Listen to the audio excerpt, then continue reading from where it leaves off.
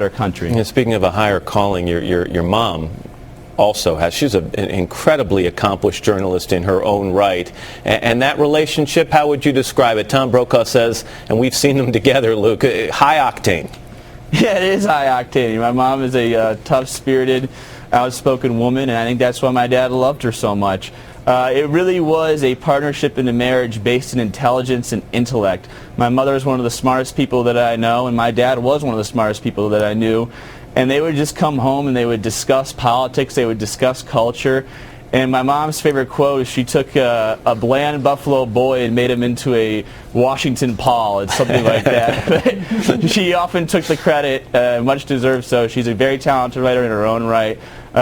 People don't really realize this, but in the 1970s she had a really cool job. She had a Springsteen cover story. She interviewed Bob Dylan. She interviewed Billy Joel. Yeah. So when my dad was dating her, he was really shooting out of his league. He was playing up because he was just a Senate aide for Daniel Moynihan, and here's this accomplished, famous writer. So she's going through a tough time, but I think we'll both pull through it. You mentioned Springsteen a second ago. Luke, remember you were here back in September? Oh, yeah. We had the boss out on the plaza doing a concert. Remember we were standing around during rehearsals. It was dark out still, and you and your dad and I were standing there, and the boss, in the middle of a song, said something. Do you remember?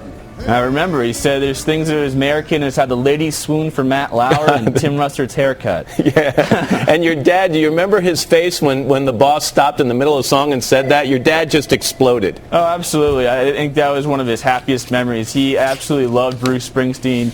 Not just the music, but the man and the musician and what he stood for, and how he talked about small-town America and working-class roots. And I've never seen my father more happy than that day that he got a Springsteen mention. I think that kind of made his life. Well, he got more than that over the weekend. Springsteen was giving a concert in Europe, Luke. I don't know if you know this now, but he went on before Thunder Road, and he talked about your dad and his professional credentials, and then he went on to say, but beyond that, he was a lovely presence, a good father, husband, and a good guy. He was a regular at many E Street Band shows, and I'm going to miss looking down and seeing that big smiling face in the crowd.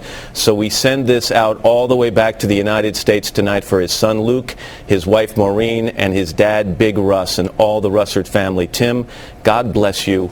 We will miss you. I mean, you can't say it any better. That just shows what type of guy Bruce Springsteen is and the whole E Street Band. Max Weinberg has been so nice to my family and I through all of this.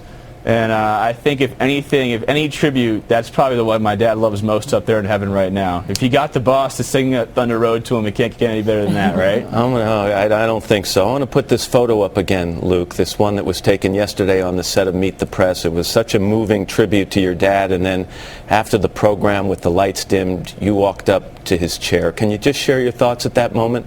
I did.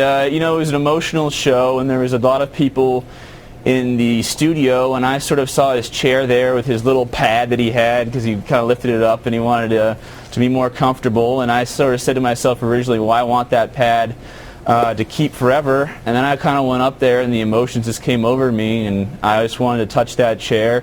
I said to Mike Barnacle the other day, Meet the Press was kind of like his second child, and I sort of felt this was the last time I'd see Meet the Press in the way that I know it. And I just wanted to grab it all in and hug that chair, and I'm going to keep that chair forever. That's my chair now.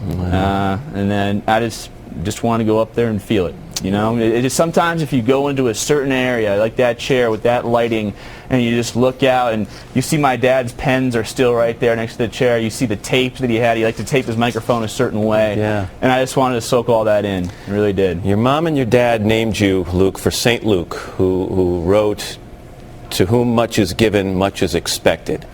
And Luke, I got to tell you, you lived up to your dad's expectations in so many ways, and I think a lot of people across the country right now are seeing your dad through you. And I want to leave you with those words. Luke Russert, go get him, all right?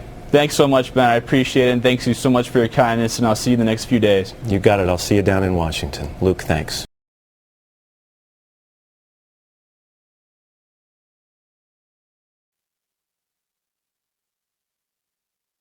And on this Father's Day, we thought it would be fitting to leave you with Tim.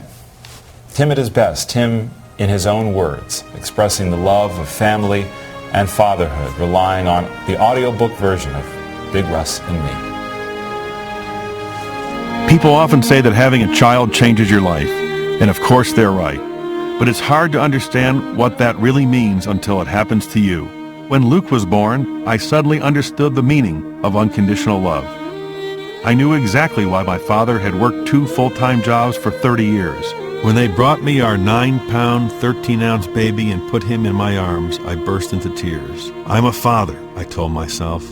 I'm a father, and I have a son. But there was so much I didn't yet know and couldn't possibly know. I whispered to Luke, never has a papa loved a baby so much. I had no idea how much love I was capable of feeling for another human being. As a father, I certainly made my share of mistakes. But one mistake I refused to make was to miss out on any of the important moments of my son's childhood. I've known any number of men who've put their careers ahead of everything else and have told me with genuine regret that they couldn't remember what it was like when their children were young because they weren't home very much. Although it can't possibly be true, I sometimes feel I can remember every single day of Luke Russert's life. Dear Luke, imagine, when Grandpa was just about your age, he left high school to help win World War II. When the war was over, he came home and took on another mission, raising a family and educating his kids. As you know, for most of his life, he worked 2 jobs and never complained. I have never seen him bitter or cynical about anything or anyone. To this day, Grandpa believes his glass is 2/3 full, or as he puts it, I'm truly blessed, and so are you. Whenever you think your studies are tough, think about Grandpa, the example he set and the lessons he taught. Work, respect, discipline are as important for you as they have been for me. Luke, man, along the way you'll hit some hurdles and experience some setbacks. I will always be there for you, as Grandpa was for me. To live a good and decent and meaningful life would be the ultimate affirmation of Grandpa's lessons and values. I am so very proud to be your father.